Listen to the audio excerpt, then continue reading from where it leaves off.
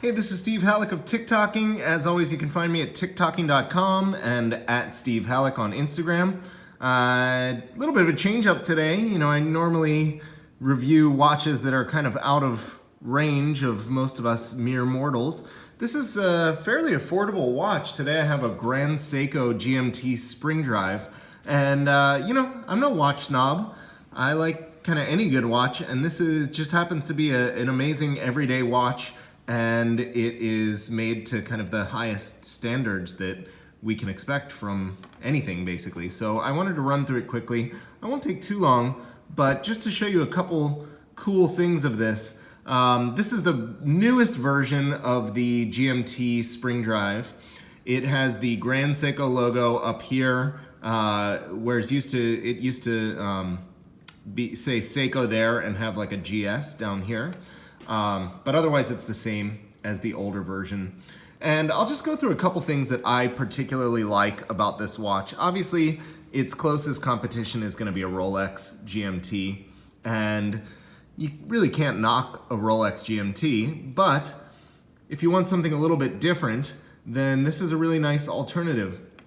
The first thing you notice is the Sapphire Bezel and the incredibly amazingly polished hands and markers.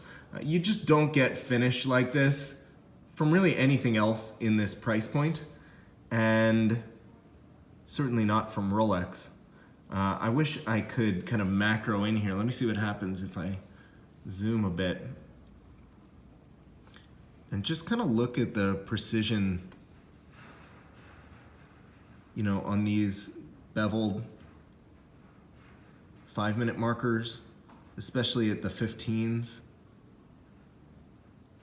Really amazingly done.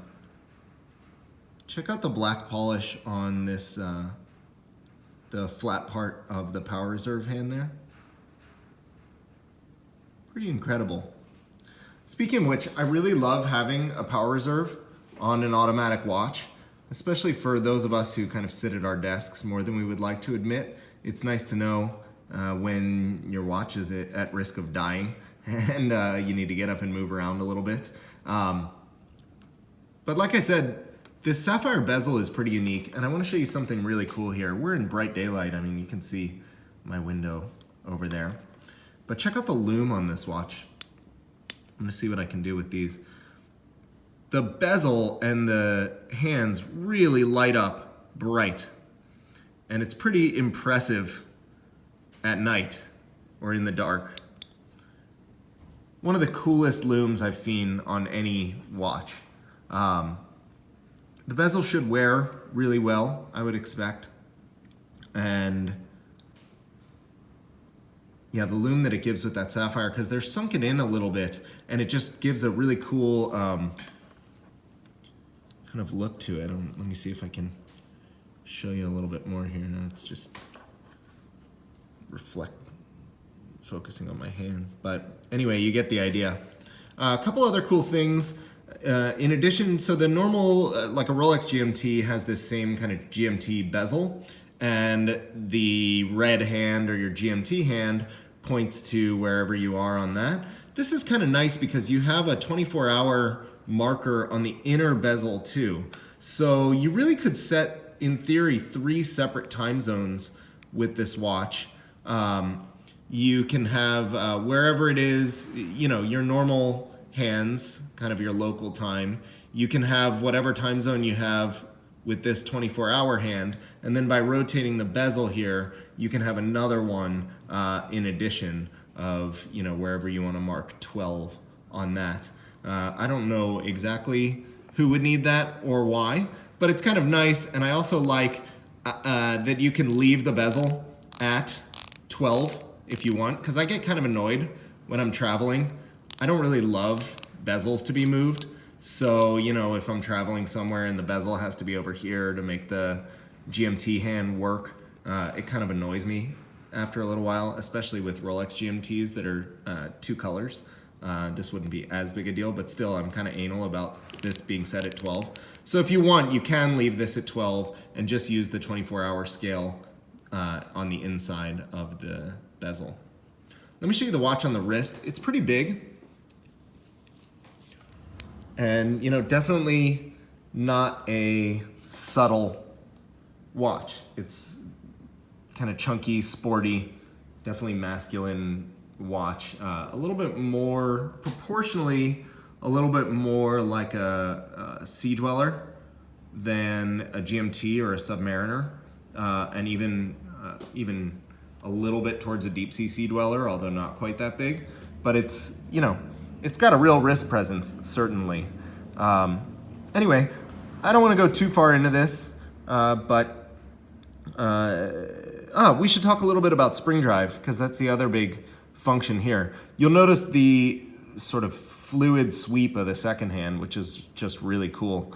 Spring drive, there's a lot of misconceptions about exactly what it is, and it's kind of half mechanical and half quartz, basically. You've got there's no battery, so that's your power reserve. You do have a mainspring like in any other mechanical watch that's connected through a series of gears, but instead of having an escapement at the end of it, or, you know, a normal anchor escapement or something, you do have it's basically an electromagnet that provides like a magnetic brake on the unwinding of the spring, and at the end of that is a quartz crystal. So you create electricity by the movement within that magnet. Like if you remember your 6th grade science class, if you kind of wrap a coil in copper and turn a magnet inside of it, it'll create electricity.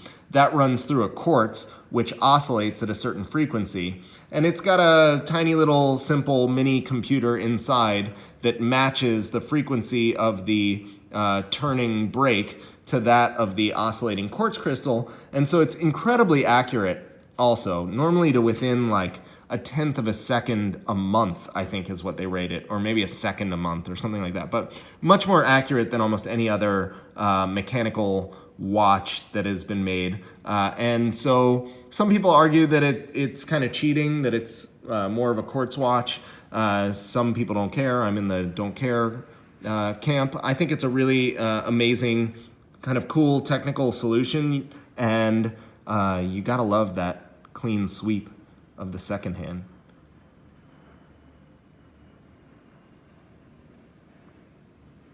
Anyway, that's what I got. This is the Grand Seiko GMT spring drive, and this is a cool watch. You know, I think the retail is a little bit over $5,000, something like that. And it's not like a Rolex GMT that's now selling for $20,000. You know, you can pick them up for retail or maybe a little bit less, and it's a really great watch for the money. So I hope you enjoyed. I'll see you soon.